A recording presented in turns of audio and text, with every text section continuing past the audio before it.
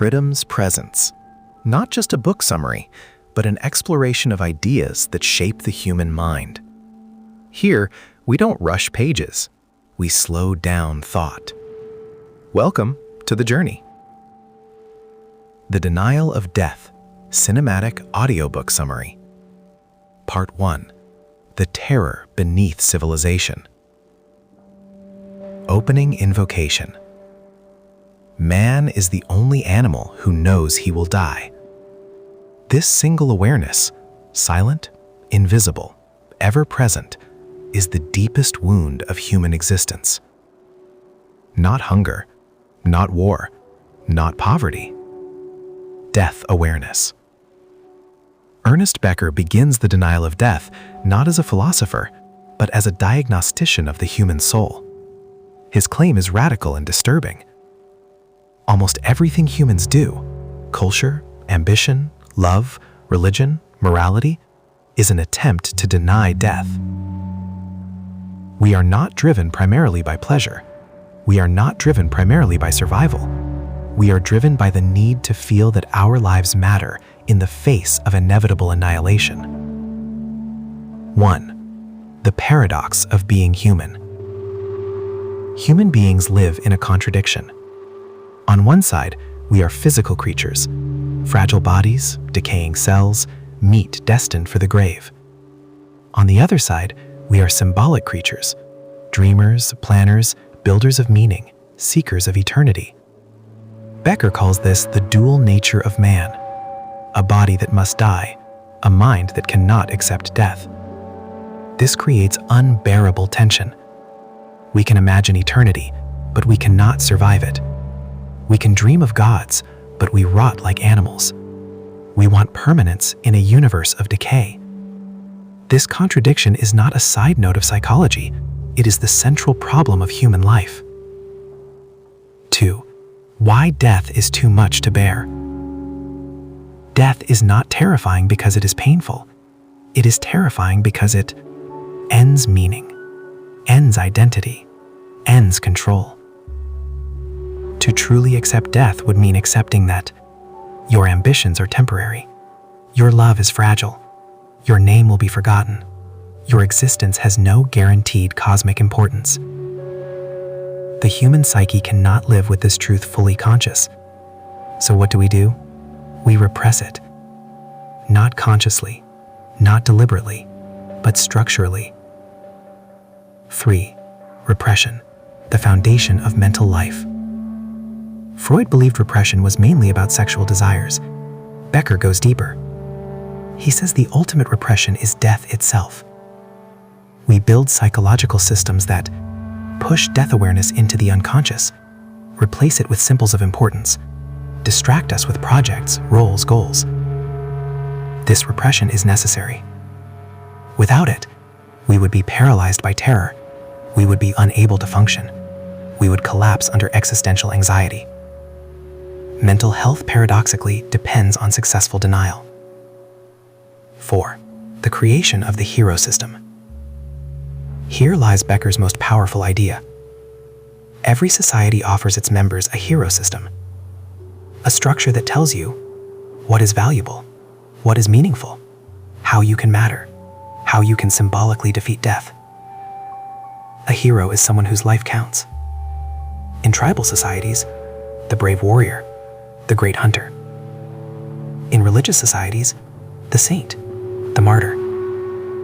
In modern societies, the successful professional, the famous artist, the wealthy entrepreneur. Each system whispers the same promise. If you live this way, you will be significant. And significance is the antidote to death. 5. Culture as a shared immortality project. Culture is not just tradition or art. Culture is a collective denial of death. Through culture, humans say, we belong to something larger than our bodies. Our values will outlive us. Our names will be remembered. Nations, religions, institutions all serve the same function. They transform biological death into symbolic continuity. This is why people will die for flags, kill for gods, sacrifice everything for ideologies. They are not irrational. They are defending their immortality project. 6. Evil as a collision of hero systems. Why do humans commit violence? Becker's answer is chillingly simple. When two hero systems collide, one must be invalidated. If your meaning system says you are chosen, and mine says I am chosen, then one of us threatens the other's psychological survival. This is why wars feel morally righteous, enemies are dehumanized, violence feels justified. To destroy another's worldview is to protect your own shield against death. 7. Neurosis, when the hero system cracks. Not everyone successfully believes in their hero system. When the system fails, anxiety appears, depression emerges, obsessions form. Neurosis is not weakness, it is failed heroism. A neurotic person still seeks meaning, but without confidence, without faith, without a stable symbolic structure. They feel exposed to death without armor. 8. Why modern humans are more anxious than ever. Traditional societies provided clear roles, shared beliefs, stable meaning. Modern society offers infinite choices, no ultimate meaning, success without transcendence. We are told, be anything, create yourself, find your own meaning. But meaning cannot be invented from nothing. So modern humans chase success compulsively, seek validation endlessly, fear failure excessively. Because failure no longer means just loss, it means existential erasure. 9. The illusion of self-esteem. Self-esteem is not just confidence, it is evidence that you are a valid hero. People defend their self-esteem violently because it protects them from death anxiety. It confirms that their life matters. Insults feel devastating. Rejection feels annihilating because they threaten the symbolic self. 10. The first great truth. Becker does not say we can escape the system. He says, the problem is not denial of death. The problem is unconscious denial of death. When we do not see our hero systems for what they are, we become fanatics. We become violent. We become cruel. Awareness is the beginning of wisdom.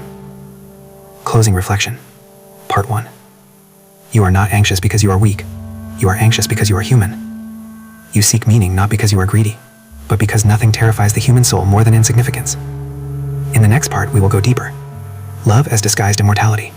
Religion as cosmic heroism. Why modern freedom creates unbearable anxiety. We go deeper now, into the most dangerous illusions humans ever created. The Denial of Death Cinematic Audiobook Summary. Part 2. Love, Religion, Neuroses, and the Illusion of Salvation. 1. Love, the most beautiful immortality project. Love feels pure. Love feels sacred. Love feels like salvation. But Becker asks a terrifying question. What if love is not just affection, but a desperate attempt to escape death? In modern society, love has replaced religion. Where earlier humans looked to God for meaning, eternity, justification of existence, modern humans look to romantic partners.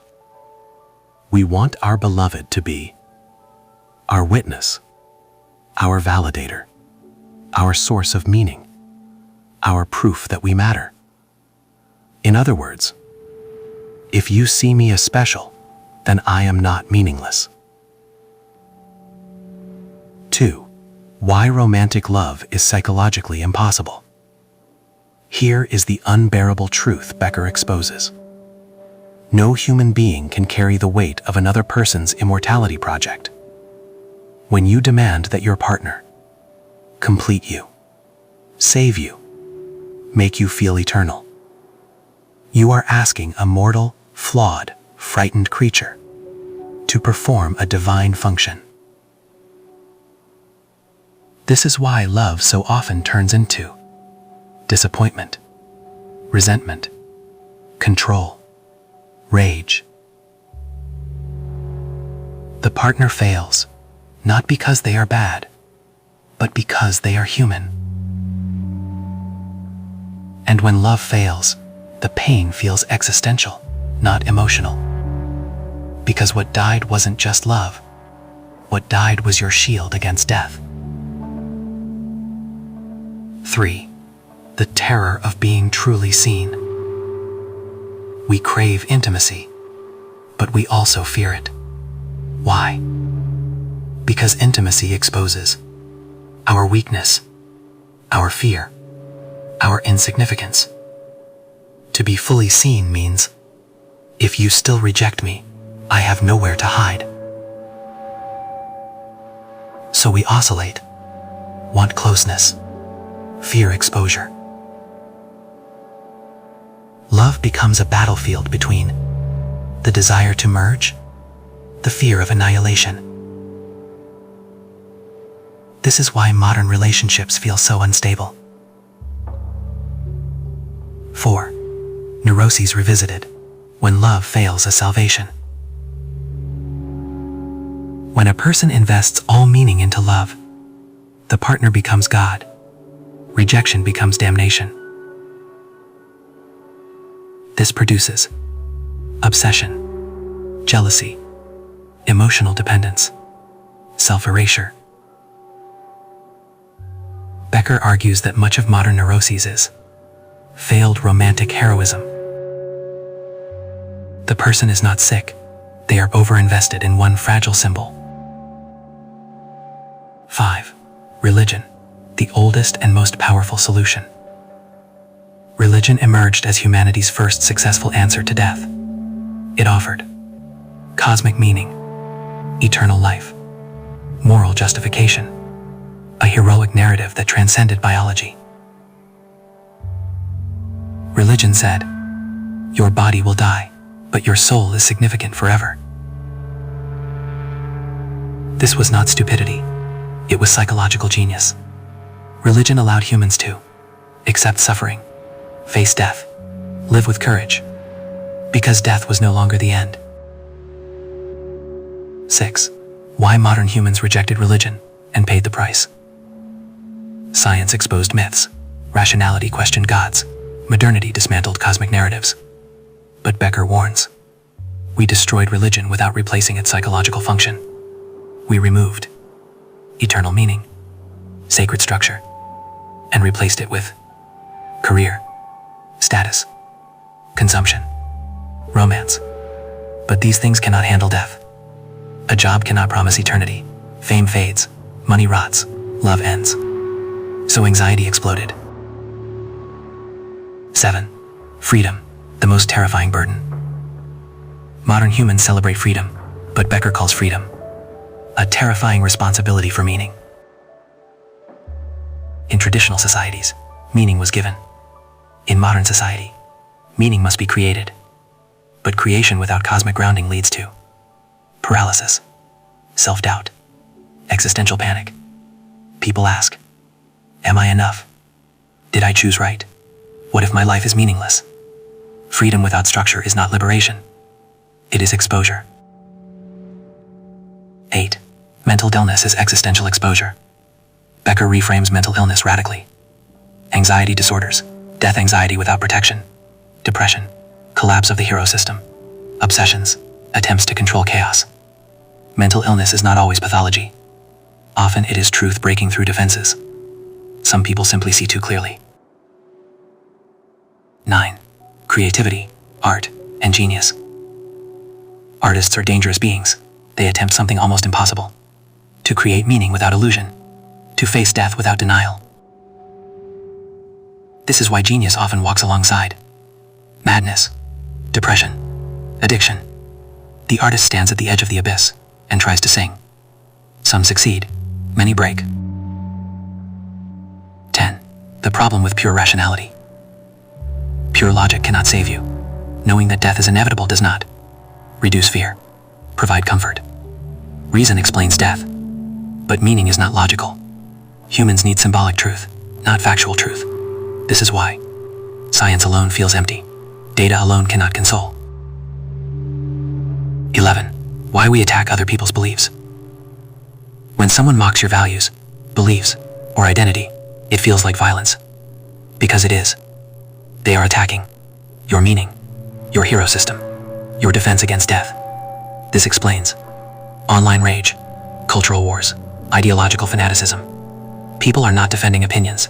They are defending existence itself. 12. The second great truth. Becker reaches a devastating realization. We cannot live without illusions, but our illusions can destroy us. The goal is not to eliminate meaning systems. The goal is to choose them consciously. Closing reflection, part 2. Love cannot save you. Religion cannot fully save you. Success cannot save you. Yet without them, life collapses. The human task is not to escape illusion, but to live with humility inside it. To know, this gives me meaning, but it is not ultimate truth. In part 3, Becker delivers his most dangerous idea: what mature heroism looks like, how to live without fanaticism, how to face death without despair. Part 3. Mature Heroism, Courage, and the Art of Living with Death. First, the question Becker was afraid to ask. After tearing apart love, religion, culture, success, and sanity itself, Becker arrives at the most dangerous question. How should a human live, knowing all this? Not as a philosopher, not as a saint, but as a fragile animal who knows the truth. He does not offer comfort. He offers maturity. Second, immature heroism versus mature heroism. Becker makes a critical distinction. Immature heroism needs absolute certainty, needs enemies, needs validation, needs others to be wrong. This heroism creates fanaticism, violence, moral superiority, psychological rigidity. The immature hero says, "My meaning must dominate."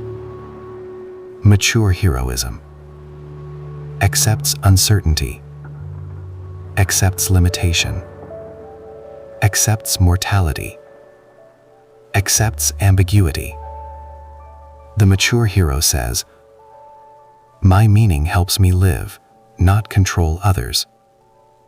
This heroism is quiet, invisible, rare. Third, courage redefined. Courage is not fearlessness. Courage is living fully while knowing you will be erased. Not pretending immortality, not escaping into illusion, but choosing to act, love, create, and care without guarantees. This is existential bravery. Fourth, the illusion we still need. Becker never says, abandon meaning. He says, choose illusions that minimize harm. Some illusions destroy. National superiority, religious absolutism, ego worship. Other illusions heal. Compassion, creativity, service, love without ownership. The question is not, is this belief true? The question is, does this belief make me less cruel? Fifth, the tragedy of consciousness. Human consciousness is tragic by design.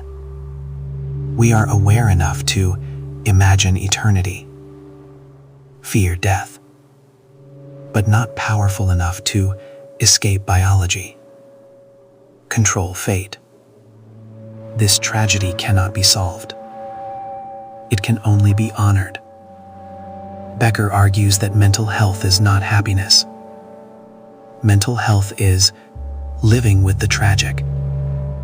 Sixth, why most people cannot handle this truth. Most humans need certainty, need reassurance, need structure, and that's okay. Becker never condemns ordinary belief. He condemns unexamined belief that turns violent. Wisdom is not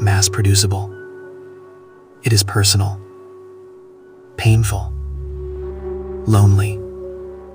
7th, creativity as the highest form of heroism. Creation is rebellion against death. Art, ideas, kindness, beauty, they do not defeat death, but they defy it. When you create, you accept impermanence and still speak. This is the highest courage, not to conquer death, but to sing despite it. 8th, love revisited without illusion. Mature love is not salvation. It is companionship and terror. It says, I cannot save you, but I will walk with you. This love does not demand completion, does not promise eternity, does not erase fear. It shares it. This is rare. This is adult love. 9th, freedom revisited without fantasy. True freedom is not limitless choice. True freedom is accepting limits without resentment. You are finite. You will fail. You will be forgotten. Freedom is living honestly within that truth. 11th, the final psychological task. Becker's ultimate task for humanity: transform unconscious denial into conscious humility. Not arrogance, not despair. Humility. To know, I matter to myself. I matter to some. I do not matter to the universe. And that is okay. 11th, the last illusion. Compassion. Compassion is not logical. It does not solve death, but it softens terror. When you understand that everyone is afraid, everyone is pretending, everyone is defending meaning, cruelty becomes harder. Judgment becomes quieter. 12th, Becker's final gift. Becker does not give peace. He gives clarity. And clarity allows you to choose gentler illusions, live with less hatred, die with less terror. Closing reflection. You were never broken. You were never weak. You were aware. Your anxiety is intelligence without shelter. Your fear is life refusing to lie. Do not seek immortality. Seek depth. Do not seek certainty. Seek honesty. Do not seek to conquer death. Seek to live so fully that death does not shame your life.